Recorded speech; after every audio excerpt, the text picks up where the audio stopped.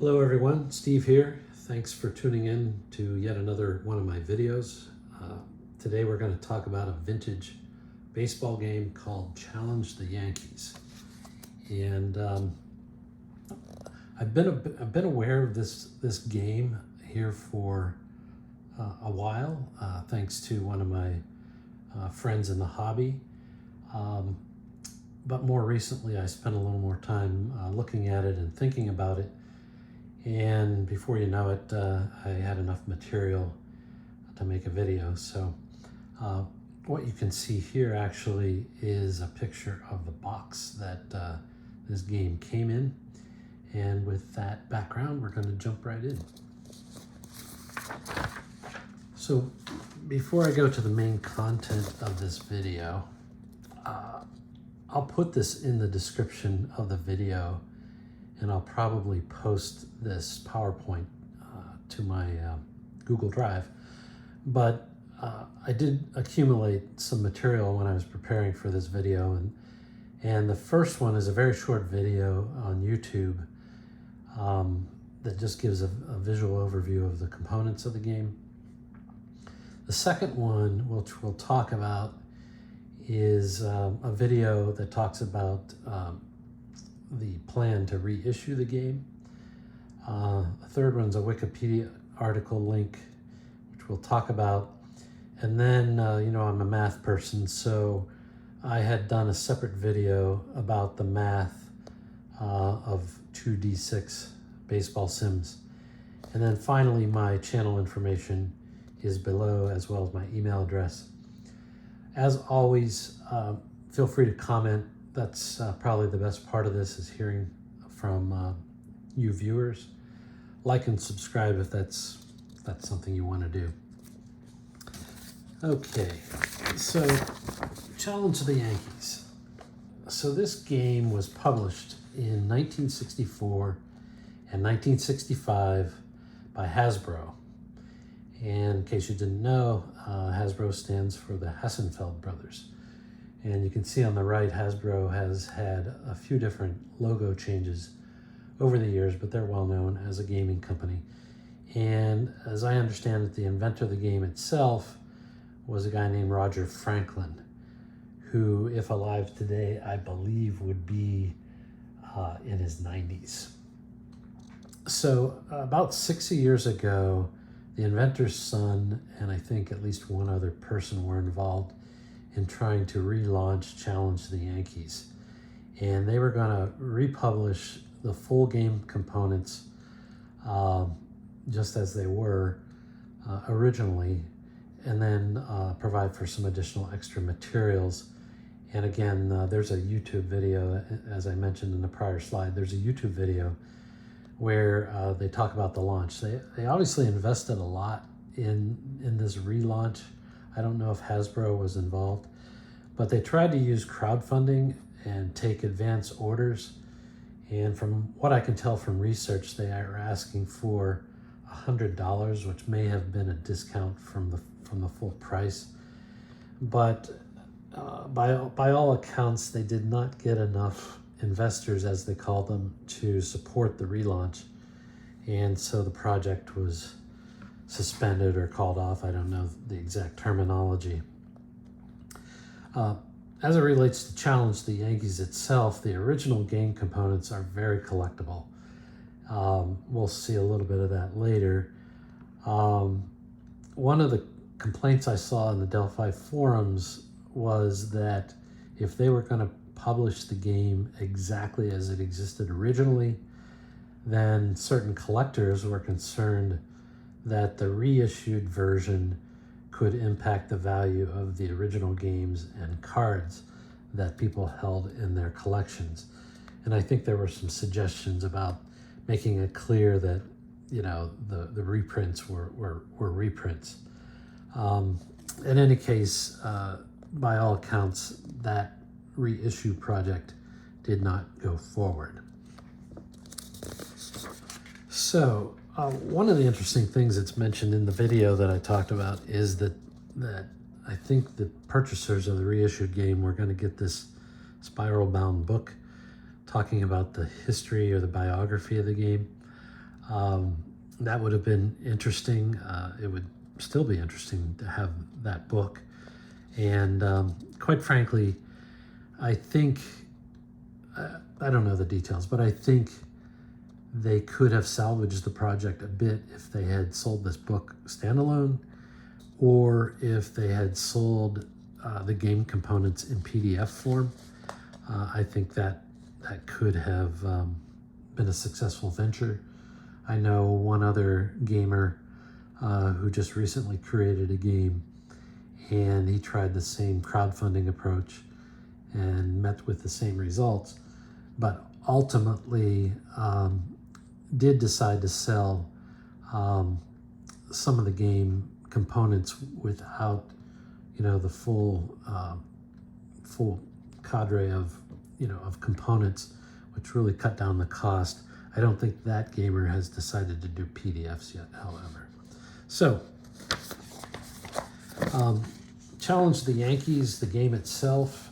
This is all from Wikipedia, but there were 25 New York Yankees player cards and 25 All-Star player cards. And I didn't mention it earlier, it was on the slide. This game was published in 1964 and 1965. There was a baseball diamond game board and some other components, which you can see here. I'm going to show you a bunch of slides showing pictures of the components. So here you see kind of a broad view of the components. There was a playing field. There were pegs for the base runners. There were 2 dice, obviously, a place to place the Yankees cards and the All-Star cards. And then holders for the play resolution cards. And you'll see what I mean about these here in a minute. And then a scoreboard with kind of a disc that you turned, and it was attached to the game board kind of by a rivet or something here. We'll talk about these strategy cards. There was a rule book. There was a score sheet they gave you. And as I said, there were 25 Yankee cards, 25 non-Yankee cards. And they had some blank cards that you could actually fill in names if you wanted to as well. So kind of a nice layout. The key to the game obviously is the player cards. As I alluded to earlier, this game is rather simple. It's based on 2d6 dice. Add them up, 2 to 12. We kind of all know what that is. So they had a signature of the players. They had a position and some demographic data, height, weight, where they were born, when they joined the Yankees, any MVP awards, etc. And then they had their lifetime batting average. And the cards themselves were purportedly based on the cumulative stats up through 1963 for the 1964 version, and up through 1964 for the 1965 version. And from what I've heard, these statistics are the only way you can tell which version of the card that you have.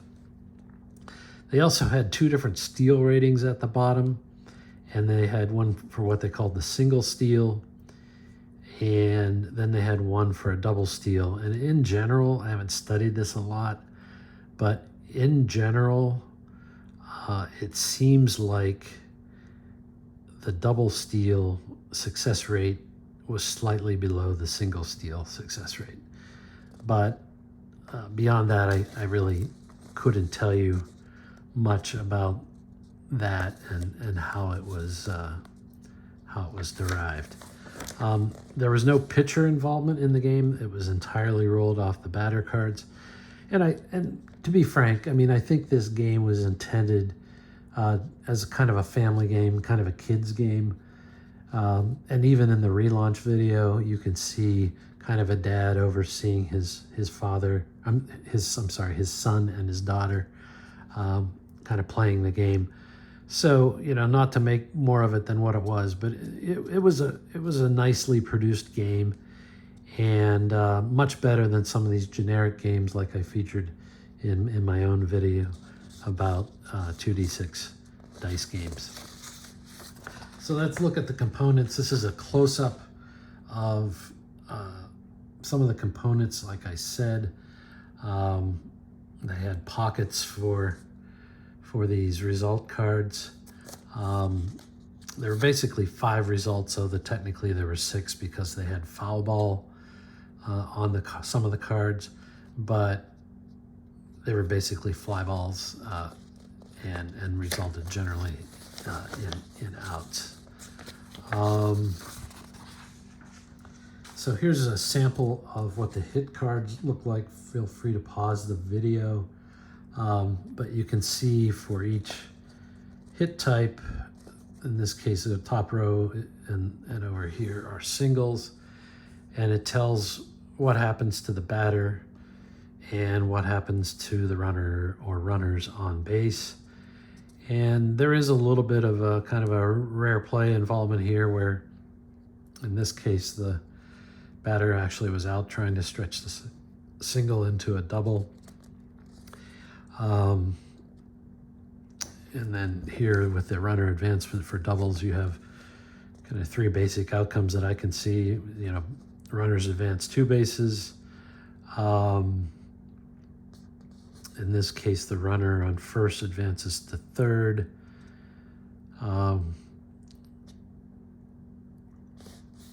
And here we have the runner on first is out at home, trying to score, and there's probably another one where all runners score. I don't have a full set of these cards, so I can't really say what all the results are, but that's how they introduced runner advancement and a little bit of variety.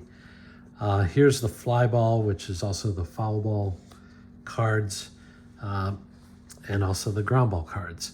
And again, you can basically see that there's some differential about the runner advancement.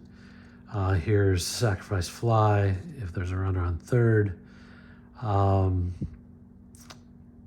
Here, a runner on second or third advances, yes, 1 base, but the runner on first holds, and then the lead runner is out actually trying to advance here, and everybody else advances 1 base except for the guy in first. Here everybody holds, must be a shallow fly ball. Here's a double play ground ball, etc., etc. Here we have a strategy card, and basically you had a generic hit and run strategy if there was a runner at first or first and third. The traditional sacrifice bunt if the runner was on first. A sacrifice bunt if the runner was on second or first and second. The squeeze play if the runner's on third. And a sacrifice fly. And I haven't really studied these in any great detail. And then here's that generic card that I was talking about, and I didn't notice this before, but they actually talk about the person's batting average range, good speed, singles batter, not too much power, and that's why he probably doesn't have a triple on his card and only has 1 out of 36 chances of getting a home run. So that's kind of an interesting twist as well. So what kind of reignited my interest in this is I was recently at a pretty big baseball card show in Virginia, and at this one guy's table he had this Hank Aaron card, which I immediately recognized as a Challenge the Yankees card. And you can see, I was mentioning about the prices, he had it for sale for $175. And this is the 1964 version. And the one way you can prove that, as I said, is that he had a lifetime batting average up through 1963 of 320. It's hard to see here, I apologize, but there was a shadow on the guy's table. And then a series of results assigned to the dice rolls, which purportedly are customized to the player, just like the steals are customized. So, me being who I am, I built a spreadsheet to analyze this card, and this is what I came up with. So as I said, his batting average was 320 for the years 1954 to 1963. As best I can tell, the card's implicit batting average is 364, so 44 points higher. The on-base percentage is 42 points higher, again, if I calculated that correctly. And the slugging percentage is 94 points higher. And the stolen base percentage actually is pretty close. His card has a 78% stolen base success rate. In real life, 74%, which is pretty good. Here's the real issue with these 2d6 cards, and not to pick on Challenge the Yankees. As I said, it was a good game and it served a purpose, but if you have one chance, which would be either the 2 or the 12 out of 36, that's going to be about a 2.8% likelihood. And here they gave him one triple chance, okay? So he's going to get a triple every 2.8% of plate appearances using this card. Well, Aaron tripled at a 1.2% rate, so the card has more than double the triple chances for a triple result. And you know, that's probably contributing to the slugging percentage being a little high. But yet he did hit a few triples that year, maybe, or I forget how many over that period. But in 1963 alone, I think he hit 4 triples. And of course, this is back in the day when parks were bigger, like Forbes Field. You know, a lot of triples came from just the deep fences, 457 feet at its deepest, and the polo grounds and what have you. I also looked at another player. The player had the most triples in 1963, just that one single year, was Vada Pinson, 14 triples and 695 plate appearances. This is pretty much a 2% rate. And if you, again, tried to assign that to the card, it would equate to 0.73 chances. So, yeah, does that round to one chance? Yes, but still, it would overstate the rate of triples, and he led the league. Just as an aside, his son actually has a Facebook page where he gives a lot of tribute to his father, and he was a good player in his own right, for sure. So where does that leave us? Well, of course, if you've watched my videos, you know I can't leave stuff like this alone. So I came up with an idea how to reimagine Challenge the Yankees.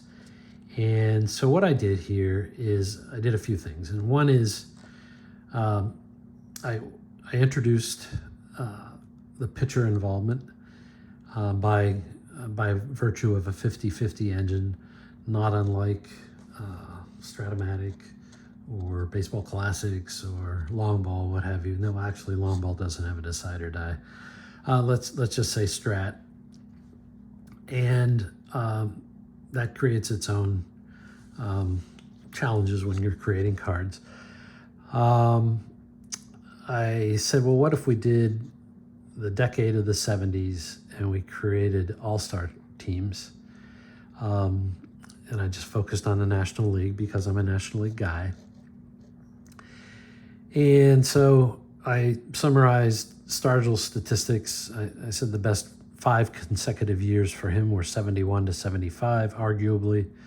And for Seaver, arguably 70 to 74. These were their stats over that 5-year period. And then for a few of the counting stats, I converted that to a per year total. So Stargell was knocking in 108 runs a year and hitting 34 home runs a year during his 5-year period. Seaver was striking out 255 guys a year. He was on average 18 and 11 during that period. So that's kind of the top half of the card. The next thing I did is I said, well, okay, because of the precision issue, I'm going to come up with a concept that I call the wild card. So either on, well, it could be on any of these dice rolls. Instead of it being an explicit result, it's what I call a wild card result, which then triggers a reroll, and then you read off of this wild card section. And when you do that, it gives you a lot more precision to work with. The spreadsheet that does this, I mean, it's in some ways straightforward math, but it took a while to program. And there's a couple of ideas embedded in this. One is it kind of throws a wild card into it. So like for Stargell, it could be he gets an extra home run on top of the ones he already has. This is where he could get a triple. That wasn't real prevalent on his in his results. And I introduced hit by pitch, which wasn't in the original game. And so, so that's now a possibility. I didn't put a lot of thought into these steal numbers, but you would customize it to the actual steal ratings. And I did the same thing on the pitcher side. So for Seaver, this is where he didn't give up a lot of home runs. And so, the wild card is where he could give up a home run or a triple, maybe walk some guys, and the hit by pitch that I talked about. The other thing, as I said, embedded in all this is what I call 50-50 math. So, this card isn't just his pure stats for those years, spread across the 36 chances. It takes into account his performance against the average pitcher that year, or in the case of Seaver, the average batter that year. And so I have a separate video on 50-50 math if you really want to understand how that works. But that's all embedded in here. And that would, if you're going to have kind of this pitcher-batter interaction, you're going to need to do that math, which takes a little extra work. And it takes really, to be honest, trial and error to fill out both of these matrices to minimize or optimize the results relative to what the 50-50 based target should be. Now, since people in recent memory have, been marketing some version of Challenge the Yankees, and it may still be under copyright, this is an instance where I'm not going to be publishing anything like this. I'm not going to be sharing this spreadsheet to the public. But I just put this out here that there are ways to revive the game and kind of modernize it a bit and make it infinitely more accurate. And interestingly, the marketing information for the reissue of the game did kind of make some marketing claims about statistical accuracy, somewhat disingenuous in my view, but as I said, the original game served a purpose and was what it was, and so I'm really not trying to cast any aspersions on the game. I give credit to any game inventor. I didn't have a whole lot more I wanted to talk about with this game. It's interesting, trip down memory lane for many people, I think. Playing with the math was interesting for me as per usual. And if you listened this far, again, I'll remind you that comments are welcome and hope you found this interesting. Take care.